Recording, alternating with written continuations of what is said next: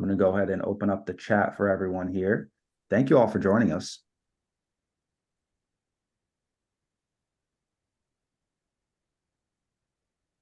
Good morning, good afternoon. Morning, everyone. See folks rolling in pretty steady.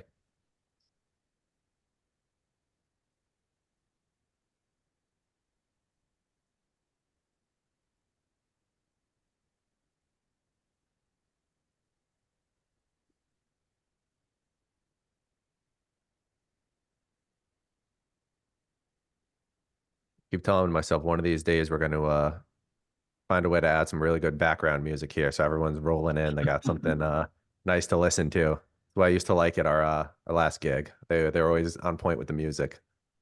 Yeah, I like that idea. Have some like walk-up music almost. Yeah.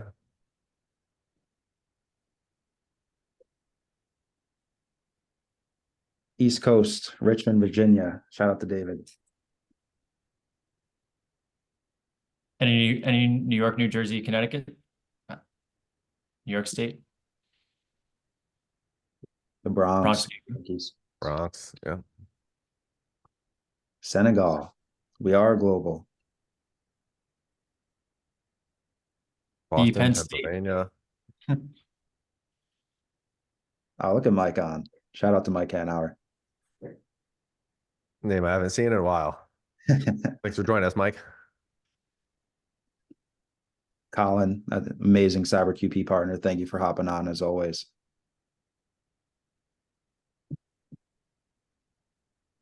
All right, I'm going to mute myself. I think I'm done moderating. Looks like we have a great audience today. Very interactive. Keep the chat going. And I'm going to welcome in the panelists. Why don't you guys go ahead and introduce yourselves? Cool. I'll start. Everyone, thanks for joining us. My name is Michael Garrity. I'm a sales engineer here at CyberQP. Been in the MSP industry for probably a little bit over 10 years now. I actually started at MSP right after college, stayed there for a number of years. Then shortly after that, I found myself working at Datto in a variety of roles. Then more recently, I ended up at CyberQP, where I'm helping out with webinars like this. You'll probably see me on some product demos, industry events. So happy to be here. Good morning and good afternoon, all. My name is Jared Epstein. I'm our head of partnerships at Timus Networks. I've also been in the MSP space for a few years here now. Worked with Mike and Jared previously. Based out of New York City in Manhattan. So welcome to all the East Coast, West Coast, and people from different continents and countries. My entrance to the MSP space came from Mr. Mike Hanauer, who's in our chat window here today. I was on the way to a Yankee game, speaking of the Bronx, and started talking to Mike, and he asked me if I knew anything about backup and disaster recovery, and the rest was history. So thanks everyone for joining. And shout out to Ari and Will. I see you guys in the chat.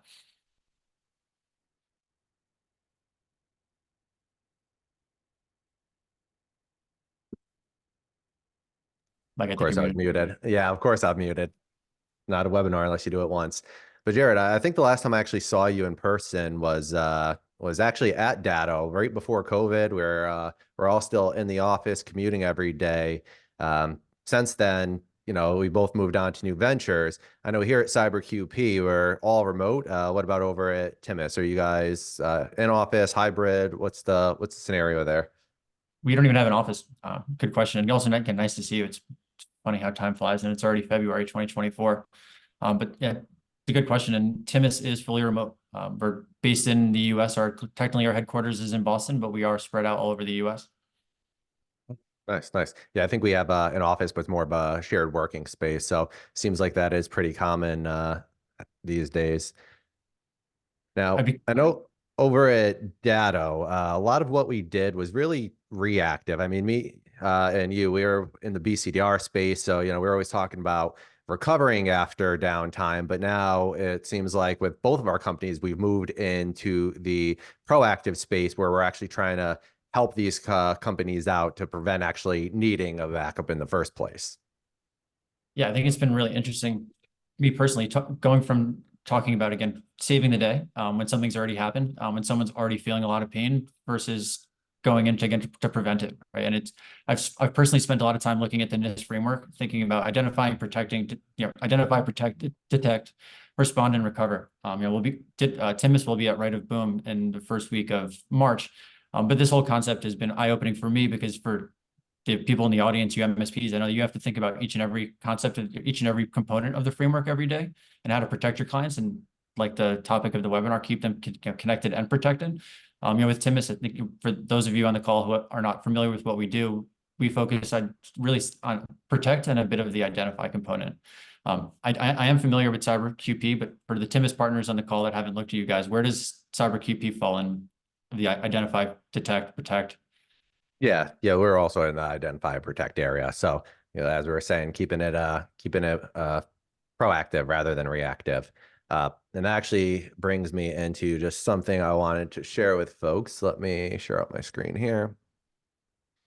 So for anyone that's not familiar, this is IBM's cost of a data breach report. It's available if you just Google it online. I'm not going to go over this whole report here, but just kind of staying on theme. The one thing, if you look on the right-hand side, or even the first line here, phishing and stealing or compromised credentials were the two most common initial attack vectors in this report.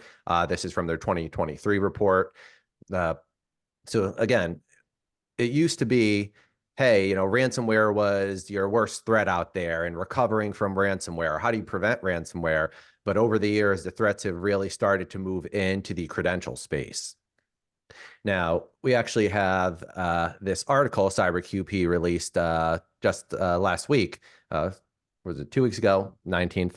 But anyways, so the NAS API leak from over 70 million accounts. So Troy Hunt, the creator of Have I Been Pwned, initially alerted readers to this. Now, for anyone that's not familiar with Have I Been Pwned, I just wanted to go over a quick demo of it. So this is a free website. It's secure. You could type in your email address and it will actually show if you were in any data breaches. So here, let me do my email, right? And hope this comes up clean. All right, here's my email. No news, no pwnage found, right? Everything's good here. But now, as we mentioned, we used to be at Datto, right? Here's my old Datto email address. And if I look this up, oh no, there was a data breach. Of course, when I was at Datto, I rotated my passwords immediately. We were staying secure. But just as an example, it will actually show you where your data was compromised from. So in this case, Apollo, LinkedIn Data Scrape, and OrderSnap, restaurant provider, probably ordered lunch for some partners while they're in the office or something. But this is a great resource to go to look up your emails and just find out any types of data breaches. Now, going back to the article here, so what they had found is that there was 70 million accounts in this data breach, and 35% of those were brand new accounts that weren't previously in the Have I Been Pwned database. Article goes on to show, hey, here's some examples of the actual credentials. They verified that they were real. And with this, there was 319 files, 104 gigabytes worth of just pure credentials here. So really, really big breach there. Now, how does that fit into everything? So with MSPs, first thing you want to do is make sure you have some type of MFA set up on whatever type of credential it is, right? That's the new standard these days, whether it's your personal email, your corporate email, your DoorDash account, whatever it is, make sure you're using that multi-factor authentication. Now, on CyberQP's side, where we kind of come in with this, is one of the products that we offer has credential rotation on it. So think of a scenario like this where there was this huge data breach. If they get a credential and we're rotating those credentials, possibly by the next day, that credential would have been changed. And this way, that attack vector is very minimized there. Then I imagine on Timus's side as well, since you guys are doing things around security and securing networks, this might help prevent a scenario there as well. Stop sharing out there. Thanks, Mike. And Jared, can you pull up the article around VPNs? And as I addressed a group here and I talk about Timus, I think the real value that I bring is that I get to speak to you gentlemen and women every day, right? And hear about what's happening to your clients, how are you protecting your clients, what new initiatives are coming, what challenges are you guys facing? And Timus is a platform built for MSPs that can keep users connected and protected, right? At the edge. And the whole premise is the idea that the four walls behind the firewall, the office essentially is no longer the security perimeter, right? It's based on where the user is. We see a lot of use cases, but one that's been coming up a lot, I want to talk about the challenges with traditional VPNs. And we hear from a lot of MSPs. I know everyone's been trying to either move away, or maybe you don't have a lot of clients or any clients that are still using them. But we know that the end user experience, right? We know that your clients either don't like it, complain about it, there's latency. But we've been seeing more and more of brute force attacks, and sorry that Cisco had to get called out here. Love Meraki firewalls.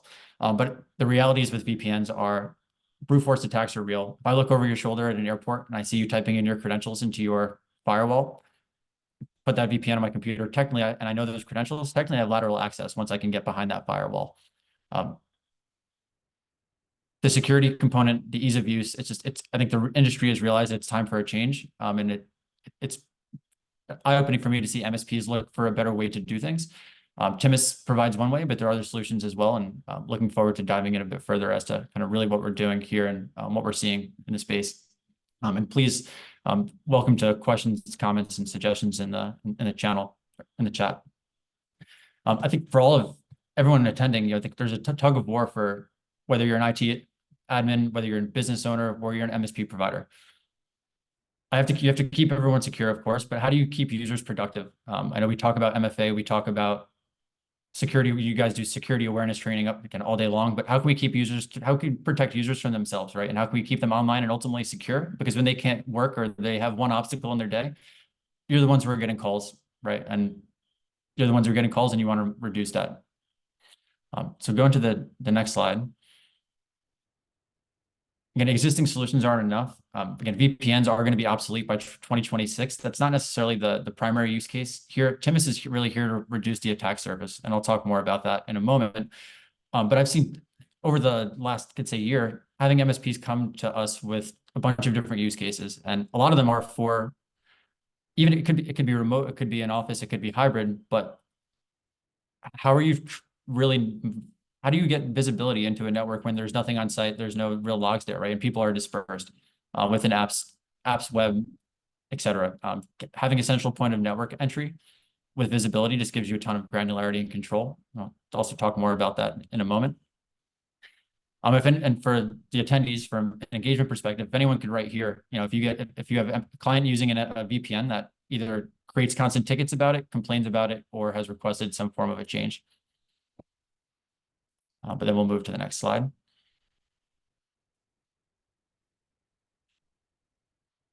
So Timus, again, we only work with MSPs, and a constant that you're going to hear through my talk track is that we try to keep 3 promises on a day-to-day basis with all of our partners. And I'm happy to see that we have partners here that can attest to this. We want to be easy to deploy, easy to manage, and ultimately easy to do business with. And so we'll go to the next slide here, so I can demonstrate kind of exactly what does that look like. And first and foremost, what exactly do we do, right? I've been talking about VPNs, connectivity, remote workers, but what is Timus doing? And how is Timus helping MSPs and their clients? So taking a step back, it's per user, and it doesn't matter what type of device it is. So it could be iOS, Android, Windows, Mac. So when you think about VPNs historically, and keep going back to that as the old standard, it was traditionally just for PCs. And I said, is anyone using it? Fair enough.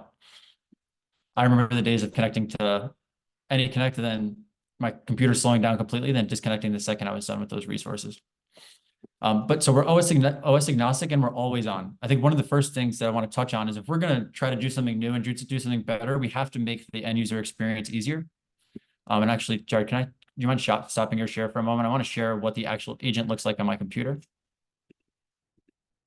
And so when we talk about protecting users from themselves, I consider myself a user in the sense that if you tell me that I need to log into something, or if I have the option not to log into something, I'm just not going to do it, right? And I'm sure all of you feel that pain with your clients. So this is our Timus Connect agent, and I'll talk more about where it's connecting to and how it really works. But it's essentially really there to be always on, and you could configure this based on the user if you don't want it to be. But start on boot, connect on launch. And I could see, like I started my workday about 5 hours ago, completely touchless experience. I can see the IP of my apartment, and I can see the IP of the Timus gateway, which I'll talk about. Cool thing here, you can really restrict disconnections, right? You want your users to be on all the time, really enforce that. From a Jared, support standpoint, you can deploy via your RMM, and you can collect your logs directly from the endpoint. I think you mentioned it before, but Yeah. yeah, I had the same issue when we were at Data. We had the always on VPN. You know, my machine would crawl when I was going to do things. How does Timus's product kind of compare against solutions like that? The whole point is that you don't notice the difference, right? It's really meant to be on in the background. You don't, like, the user, in an ideal scenario, the user shouldn't even know that it exists. Yeah. There are, in the mobile use case scenario, I'll talk more about. We can of course start on boot due to iOS, but we would totally eliminate that pain point that you just addressed. If you can go back to that diagram, Jared.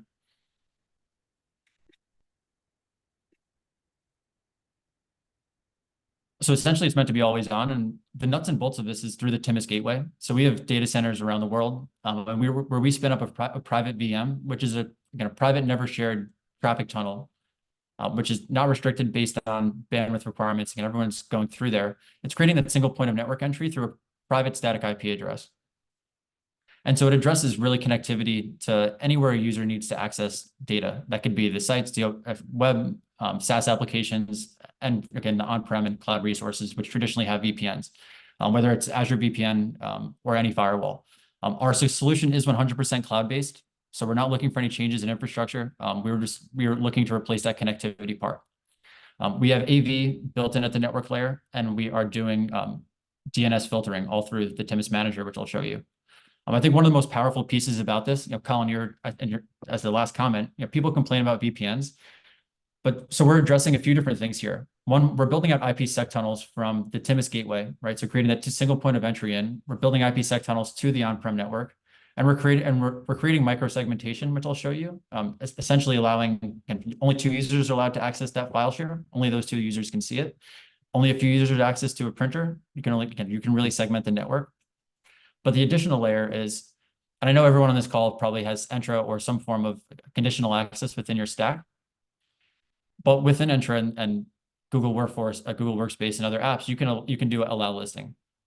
And whether it's your RMM tool, whether it's your documentation tools internally as an MSP, or for your clients with their critical applications that are hosted, you only have one IP to manage, right? Allow list at one IP, and that's it. So when you're speaking to an end client, it's either if you have the credentials and you have everything else correct, but you're not coming in from the Timus connector, it doesn't make a difference. I'll pause for a moment. And I'll leave the chat for any questions. Mike, anything from you? I actually had a question. It looked like you guys offered a lot of things there. I know when I used to work at my MSP, when you were talking VPNs, firewalls, you were kind of paying per service. Hey, if you wanted filtering, that was one add-on license, a license for this, license for that. How does it work with Timus? I know you guys have that product, but are you buying each add-on, or is it an all-you-can-eat model? It's per user, up to 4 devices, and per gateway. Everything's month to month. There's no commitments, no contracts. Nice. So no additional charges if they wanted the dark web monitoring. It's included with that user fee. Precisely. And for everyone in the chat, I feel your pain that you have 15 to 25 different vendors. Like, what goes in this stack? How much can how can I effectively monetize this, provide value to my clients, and again, keep my MSA in a cost range that keeps me competitive? And Timus is built for that. So what does zero trust mean for Timus? I wanted to touch on this quickly because I know that's like that's the buzzword. It's like it's like someone saying I'm going to the cloud 3-4 years ago. It's like, well, what exactly does that mean? And the whole premise for us is, again, just because you have the credentials doesn't mean that you are who you say you are. So this screenshot is just a list of behaviors, and what they all have in common is that they're all indicators that you might not be who you say you are. So Timus is doing authentic. It's referencing these behaviors to make sure that if one of these is triggered, you can define the action. So if you're coming in from a new device in a new country, you can dictate, do you want them to go through MFA? Do you want to ban and block that user? Do you want to ban and block that IP, et cetera?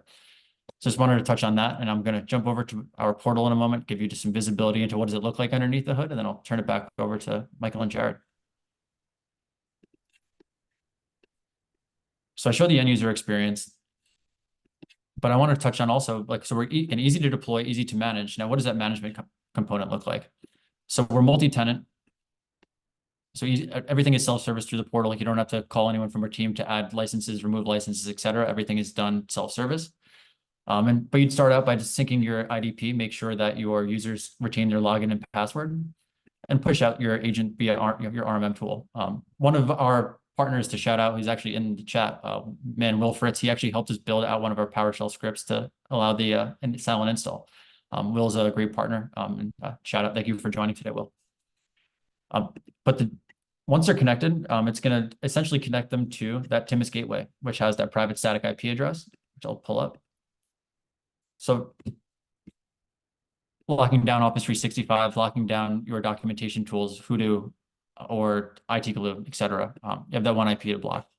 And we are using WireGuard Open VPN. So connecting those multi-sites, right? That's from multi-site connectivity. Build an IPsec tunnel. Let's say Cisco connector, Fortinet connector, et cetera. And phase 1, phase 2 config. Doesn't matter which firewall it is. Should take 10, 15 minutes to build out. Sometimes longer. We've gotten this process to be smoothened out. But then last thing I'll really show here is the micro segmentation, right? Rather than giving everybody access to that file share on site, I can create a rule. Let's say the dev environment. I can say, all entry users cannot access source IP of distinct file share. Then I create a more granular rule saying our dev team, for example, can ping that file share or that server. And same thing if I want over the dev network over the primary WAN, and if you wanted to do port blocking, et cetera. For the sake of time, I'll stop here and just want to show our agent profiles and show you to configure this to always be on. Start on boot, connect on, launch, always on, and productivity tracker. We're doing a lot of great stuff around this. Please inquire after, and we'll send over more information. For the sake of time, I'll stop. I'm happy to, I see there's 2 comments in the chat, and I'll pause it here. Jared, I actually had my own question for you. Yeah. I know with Microsoft 365, you need a specific license level to get all their conditional access policies. It sounds like using your product may be a way to really not have to leverage Microsoft's and do a lot of that security through your end instead. Am I getting that right? So with entry, they have there's P1, P2. I know the license models change. You don't need the top license tier to enable the allow listing. We do typically see a lot of overlap in terms of the conditional access rules as an additional layer. But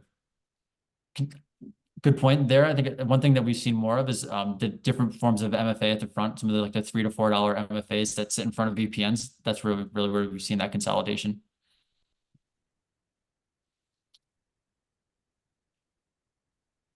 And I'll let our partners attest to this further, but we're built for MSPs. We want to grow with you. We're not here to, we don't want to sell with partners. We're looking for partners to go to market together with and address, again, remote connectivity. So that's all I have on this slide. Everything is going to self-service, and all of our reporting, we want it to be actionable. We want to give you data that you can bring to your clients that provides value. And ultimately, we want to help you save money and make money. And thank you everyone for joining. We're going to take a quick pause for any quick questions for Jared before we start talking about CyberQP. All right. I'll start with our overview. I don't see anything coming up here. So for anyone that's not familiar with CyberQP, jump forward there. We have 2 products. One is called QGuard and the other is called QDesk, and they really handle 2 different areas. The first is privileged access management. So with the QGuard product, we're really looking at securing your admin accounts, whether it's the account that you as an MSP is using to log into your clients, or maybe you have a co-managed scenario where you have an IT contact on site and they have an admin account. We're able to secure those through password rotation as often as daily.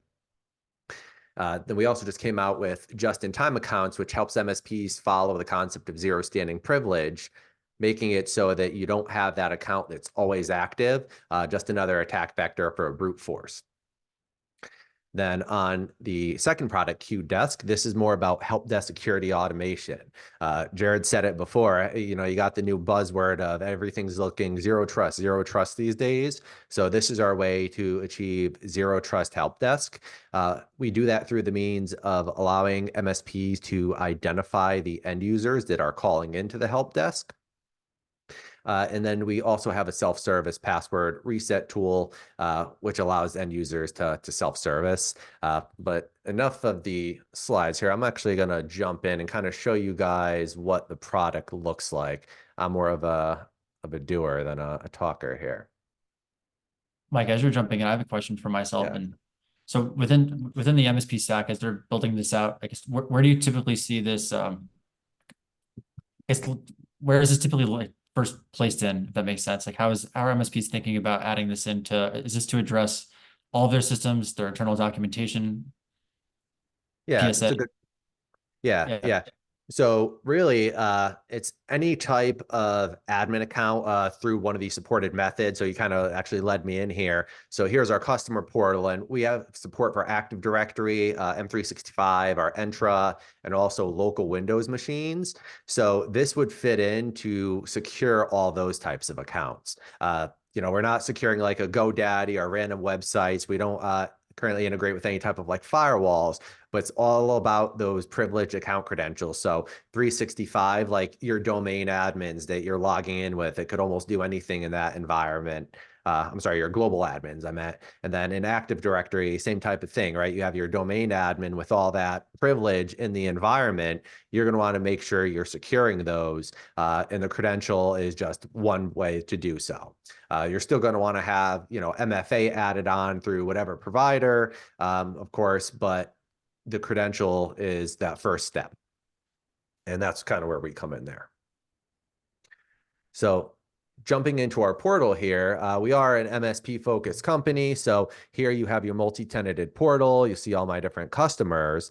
And then once you actually hop into one, the product layout is on the left-hand side here. So I'm actually going to expand this out so we could see. Now, the end user account, so that's the Q desk product, and then the administrator, just-in-time, and service accounts. These are what comprise the Q Guard product. The agents, so similar to Timus, we do take an agent-based approach that you could deploy out through an RMM. So this just gives you a list of any of those agents. It's all done silently. For Microsoft 365, we're using an enterprise app. It's already pre-built, so you don't have to go through and build that out yourself. Just use your global admin credentials, click the accept for all those Graph API permissions, then we're all set up there. Now, starting talking about the QGuard product first, here I have a list of all these administrator accounts that I've already added into the system. Now, you can add these on a one-off basis using a manual method, but we also have this automatic option. So here, let's say we're looking to do Active Directory. All right, just gonna skip by some of these options, hear about those in a full demo. But here from the Active Directory, I could select certain security groups that I want imported into our system.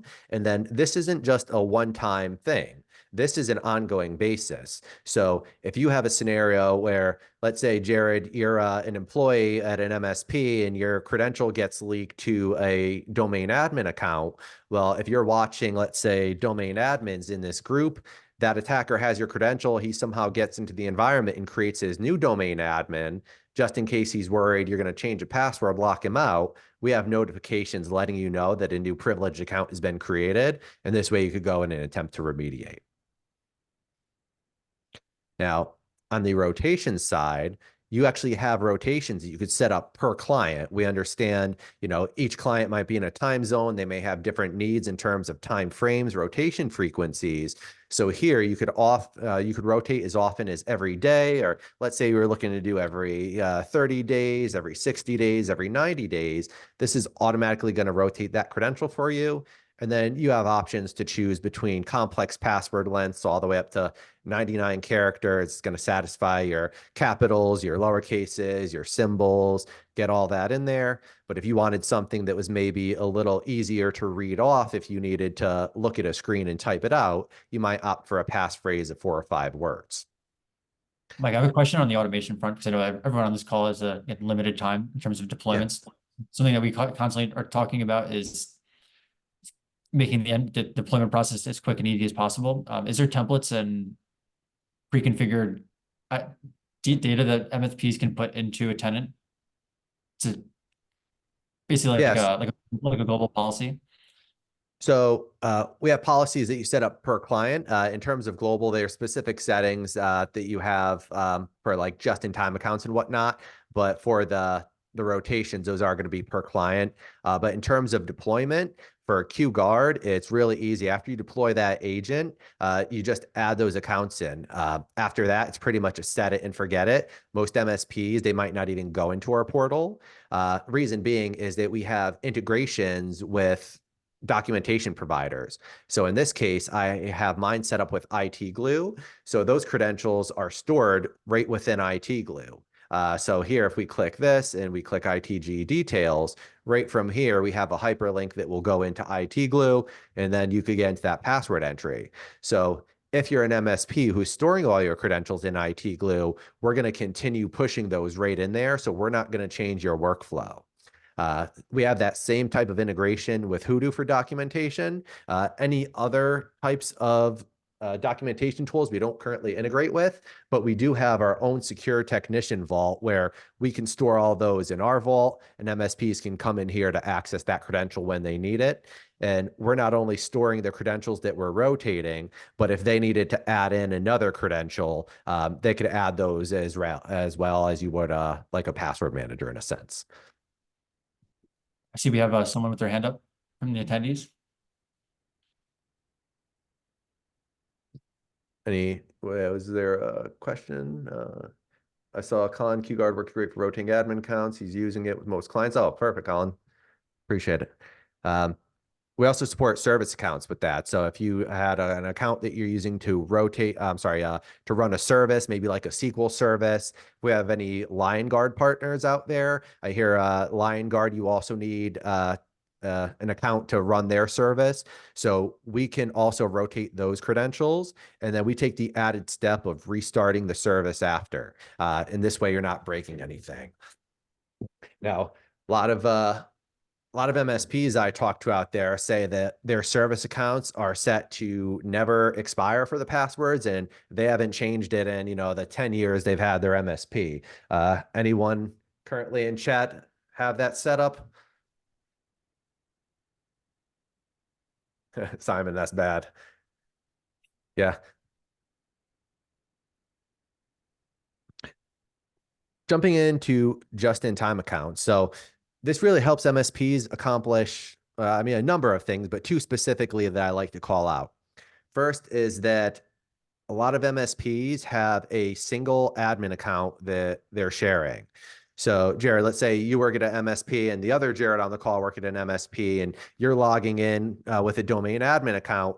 It would be Timus MSP, right? And then that's the username. And then every single employee in Timus would use that to log into their MSP's client, right? Help That's desk help yep. desk app. Yeah, exactly. Right. So all the technicians are using that same account. So with just in time, this will actually make it so that each technician at the MSP gets their own login to that client's environment, whether it was 365, a domain account, or even a local account. They'll have their own dedicated account. And this helps satisfy a lot of requirements that are starting to pop up on compliances where you want to get away from shared admin accounts, or you need unique admin accounts per technician. So this will help satisfy that. Now, if you're an MSP out there and you're like, all right, well, we already moved past the shared admins and we already have all our technicians having our own admin account, this takes it a step farther and helps follow zero standing privilege. So if you have an account that's always active in your environment, it's possible it's going to get hacked, right? If you get phished or if someone brute forces that password, they're going to be able to get into that account. With zero standing privilege, we're disabling that account when it's not in use. So here we go to create an account. Let's say we want an Active Directory account. It's going to pre-populate with a username, and then you could set a duration here.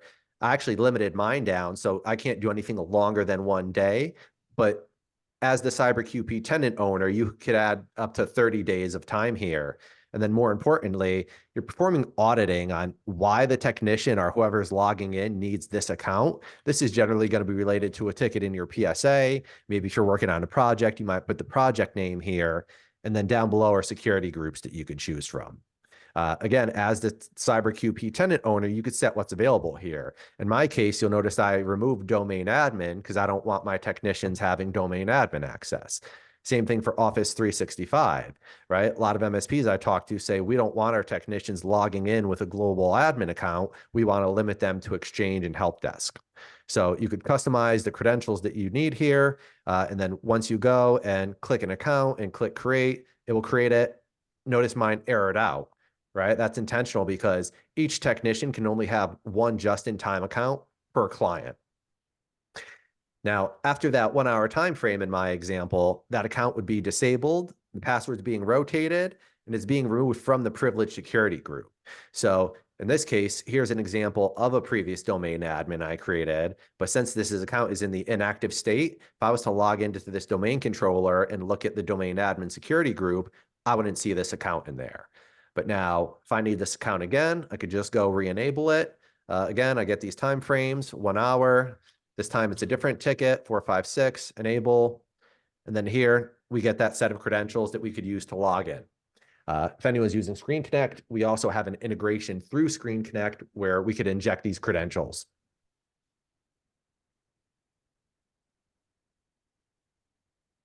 Now, that was the QGuard product. Again, this is more about securing the credentials for admins or even co-managed scenarios. We do support co-managed as well. So if you have IT admins that you need access, you can limit them to just their client in here. Now, I have a question on integrations. Yeah. I know the ConnectWise and IT Glue listed here. I've been hearing a lot of new names of kind of emerging vendors on the PSA and RMM side that are really taking up more and more market share.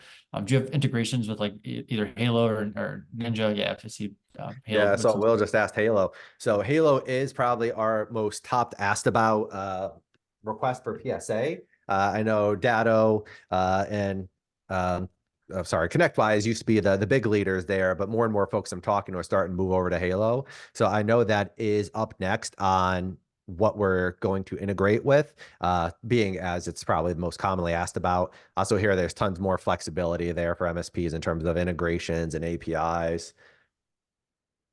I see Foster ask a question here. So it's just a matter of enabling their account again, but the tech will have a different password every time.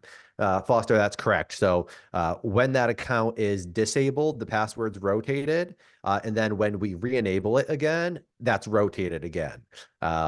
And this way you have a fresh credential every time.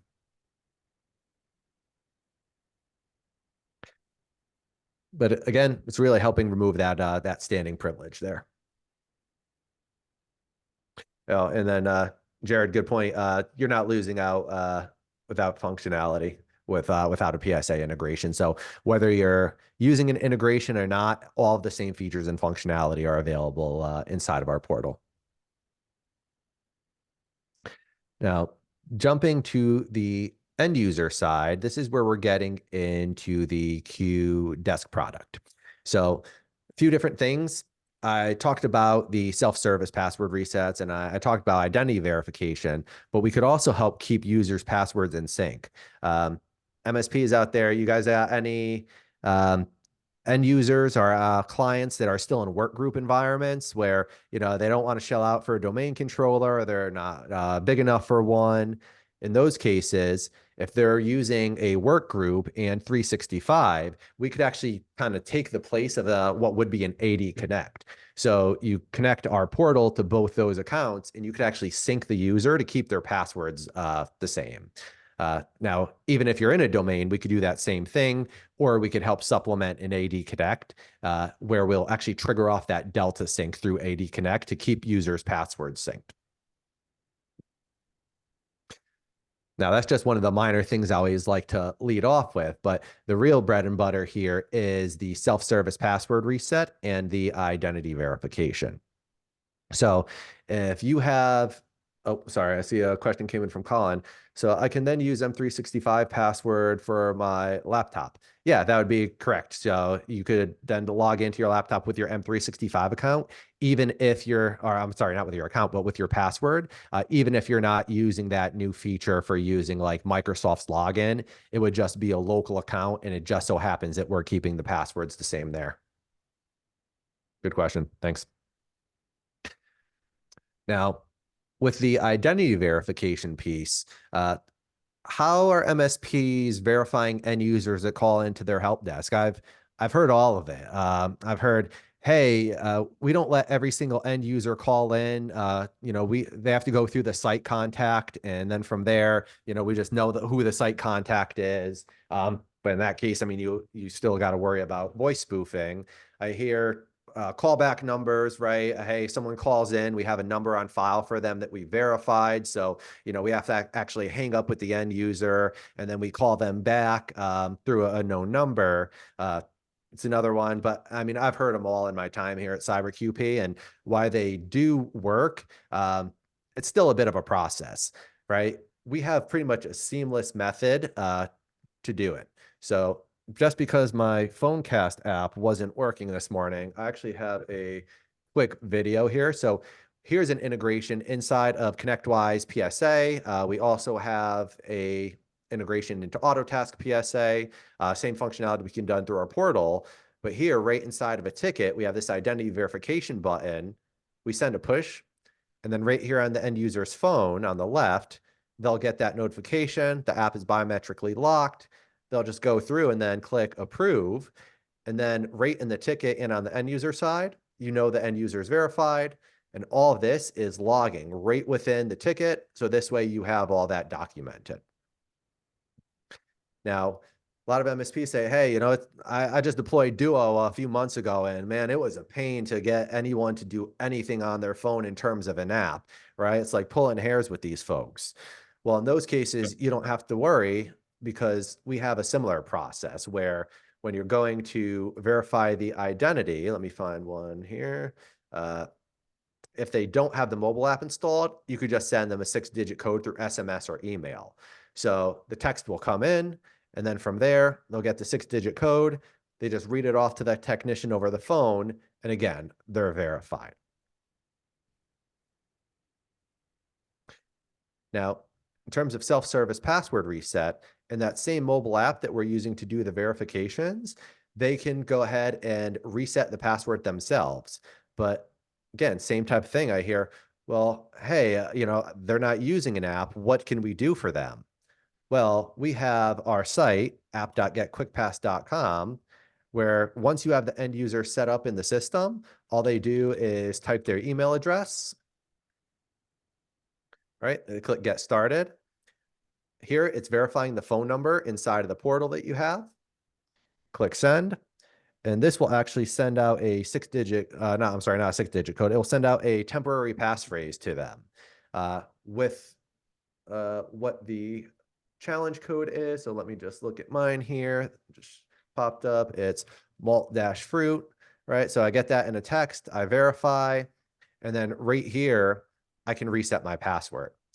Notice 7 days left where we have the password expiration policy linked in from Active Directory or 365. So we'll notify folks when their password's about to expire from 10 days onward. A lot of MSPs, I hear, hey, if my user is off-site, they're not connected to a VPN or something like that, they're not getting these password expiration notifications. No problem, whether they're on-site or off-site, as long as their number is in that system, we'll either send them a push through the app or a text message code. And then right here, you click reset password. Again, shows you your password policy from AD. You type in a password, click change password, and in a matter of seconds, that's already sent through to the domain controller. Or if this was hooked up to M365, it's sent through there, both ends. Again, just making that self-service very easy. In this case, I'm in a desktop browser, but you'll notice this is a very simple website. So even in mobile browsers, they're getting that same type of functionality without having to navigate around. Now, if this was an account unlock rather than a password reset, right? Maybe I know my password, but I was in a rush, I had caps lock on. In those cases, you just see an extra button here to unlock the account rather than reset the password. And again, helping secure your help desk by verifying these end users. And more importantly, is that you could probably eliminate some tickets altogether. There's some MSPs I talk to, they say, hey, we're getting 20 password reset tickets a week. Well, now you could start eliminating those from your help desk altogether by putting that control back into to the power of the end user. Now, additional resources that we have here. So on CyberQP's end, in terms of security, we understand that one of the controls that a lot of MSPs is starting to work towards is CIS controls. Yeah, probably the end goal might be NIST or CMMC or something along those lines. But if you're on your journey there, you might want to start with CIS controls. So CyberQP has a document in which we show how we map to the CIS controls, what implementation groups we're in. So that's an easy way to help figure out what boxes you're checking by utilizing our products. Now, Jared, it looks like you guys also have something around your security there. Yeah, thank you, Mike. On our website, and I'll put a link. We have a bunch of different blogs. Reach out to myself or team for white papers or co-branded marketing material. We do a lot of white labeling in terms of sending out documents and our content for your clients. In terms of technical assistance, we are always working on our knowledge base and always improving it there. I just put the link into our chat. From a resource perspective, again, we're here. I know we have existing partners on the call that could attest to it, but we're happy to help with anything we need. Our focus is enabling our partners to be successful. So thank you, everyone, for joining today. Now, one last thing on the CyberQP side. So we really are putting our security front and center. So our VP of security recently partnered with Vantom, sorry, to deploy this site. So with this site, trust.cyberqp.com, you get an up-to-date information in regards to our security posture.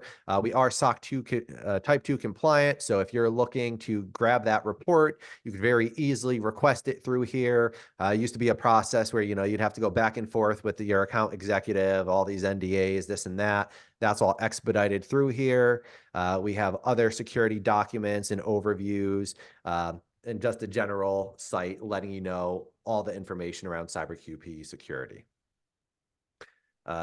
Let's see, I saw Colin was saying generative AI is making it more difficult and interesting. He mentioned he was showing a few people about 3 minutes.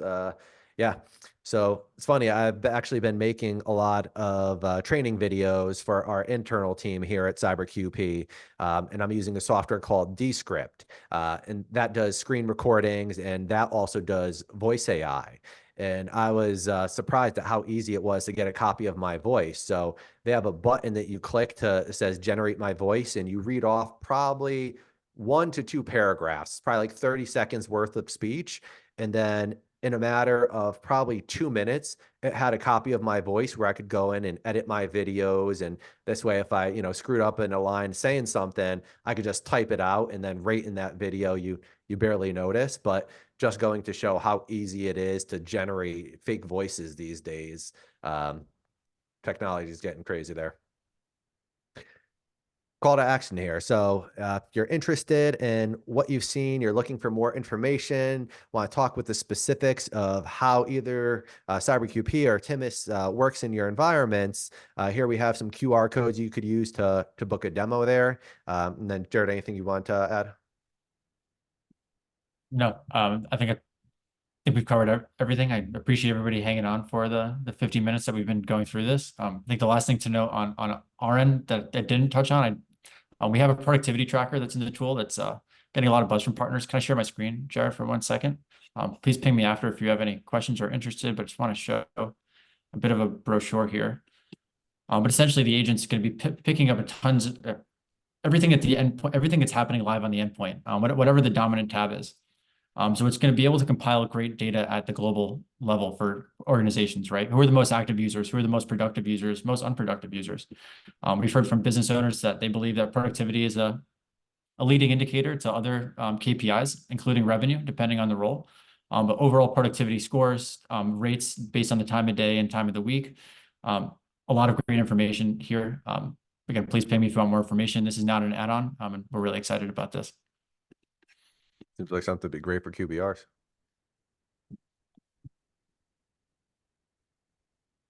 Just want to take the time to thank everyone for hopping on today. Special thanks to our panelists, Mike and Jared. It's a pleasure working with Timus. I'm sure we're going to do great things in the future.